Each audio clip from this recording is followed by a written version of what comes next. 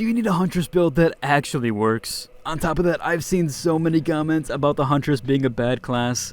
Don't worry, I have the solution and you will like this a lot. And I'm not just talking about little damage, but actually being able to clear maps insanely fast, power through your campaign, defeat act bosses easily, absolutely destroy elites, have great AoE damage, and fantastic single target damage, all while having an insane kit to get you out of any situation. Then I got the Huntress build for you. What's up, world? It's Utopia back in with another video. Today we're checking out all things Path of Exile 2. Let's just jump right into it. Okay, so first off, we'll go over the skills, what I kind of prioritize, the full kit, and then last up we'll go over gear, the more meaningless stuff, as of right now at least. Obviously gear matters later, but right now in the campaign you're just trying to get the best you can. Right now gear doesn't matter a ton, especially for this build.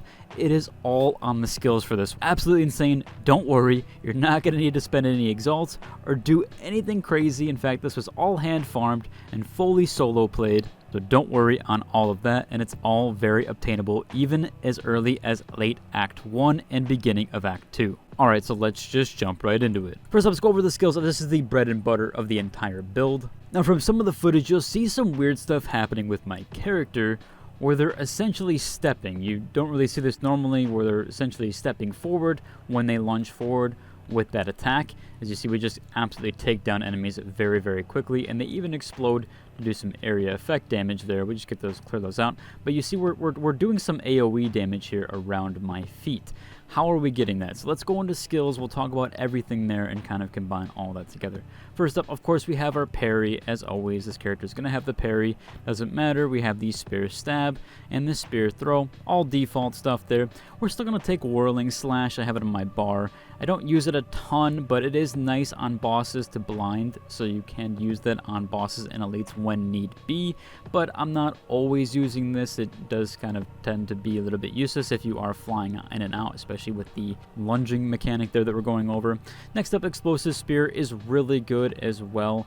AoE damage. There is another type of spear you can take with this if you really wanted to. We are trying to get that damage out and that hit out as fast as possible, so that might be utilized later on. There's going to be some things in the skill tree that you'll see that I'm taking that are trying to lead into that eventually, and it's going to be kind of a universal build there. We have lightning spear. This one, again, not going to be utilized a ton on this build, but I do have it on for right now in case you want to use it. It does have nice area effect damage and will be utilized with the skill tree. You can kind of switch on and off that. Again, I'm trying to make this build very universal in case you don't like anything on it, but we'll go over our bread and butter ability in a second here.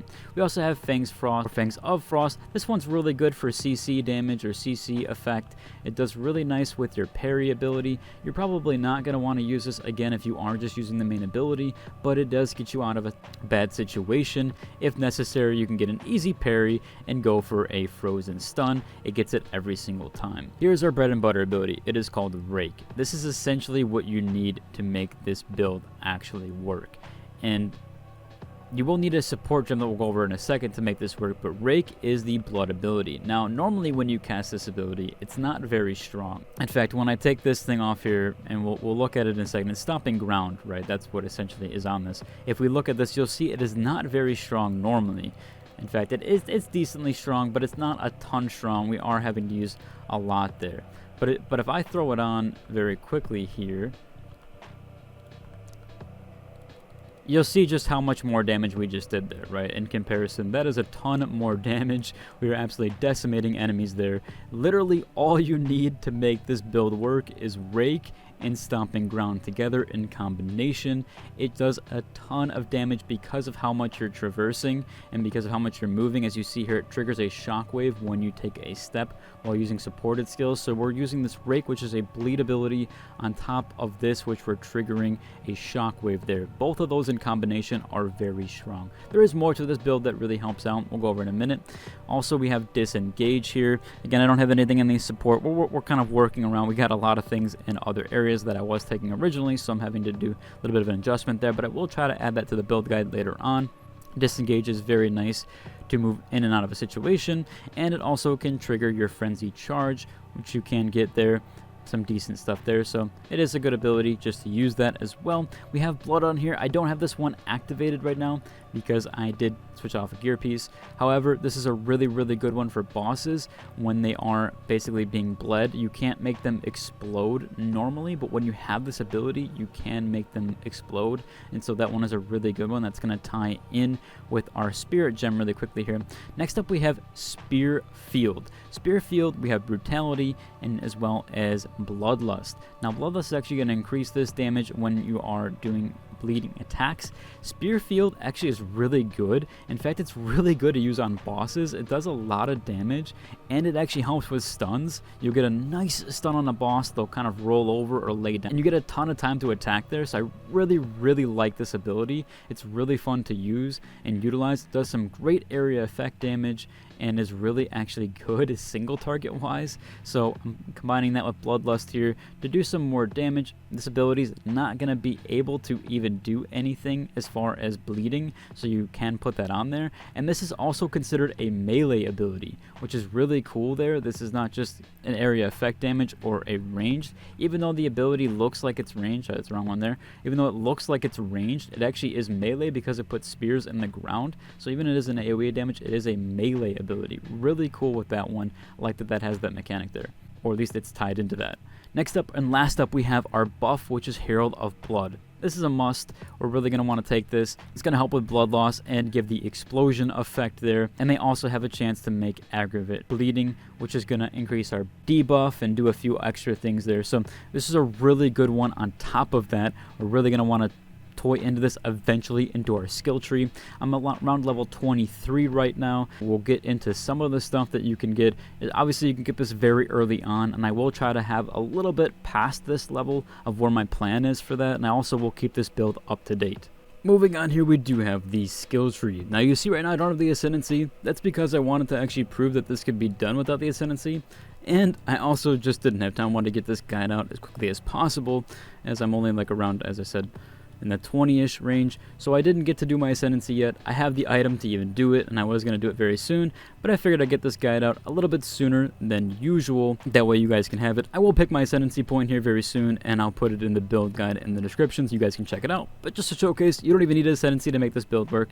Very cool there overall. If we jump down though, we can see my skill tree going through. We're getting a ton of attack damage and attack speed, so we can increase that overall here. If you wanted to, you could grab attack damage here instead of the attack speed, although I like the attack speed for most of my things, especially when we're doing that spear field. We're moving on, we're going through here, grabbing these. I think I did see Shroud take this section here. He tried to work with like the parry mechanic.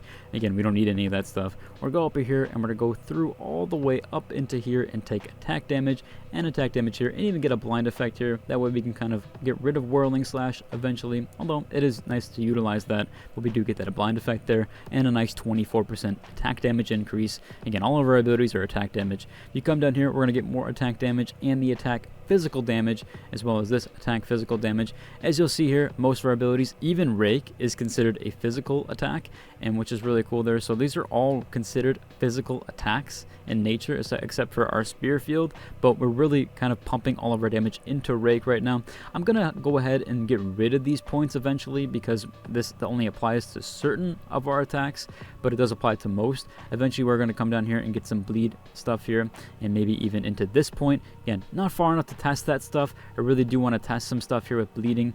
I think this stuff doesn't really matter because we already inflict bleeding 100% with Rake. If you didn't know that, Rake does apply 100% chance to bleed, so we don't even need any of this stuff or magnitudes to inflict bleed. We don't need any of that stuff there, which is really, really cool because we already do it.